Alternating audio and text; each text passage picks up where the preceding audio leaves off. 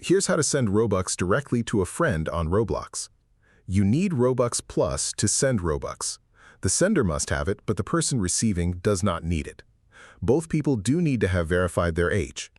If you do not have Roblox Plus yet, go to More, then Roblox Plus, and check if a free trial is available. From the homepage, find the friend you want to send Robux to and open their profile. Tap the Options button and select Send Robux. Enter the amount you want to send or choose one of the preset amounts. Click Next, review the details carefully to confirm the right amount going to the right person, and click Send. If the Robux does not appear on their end immediately, there are a few reasons. They may need to open their notifications and accept the transfer, a parent may need to approve it if they're on a supervised account, or it may show as pending in their transactions.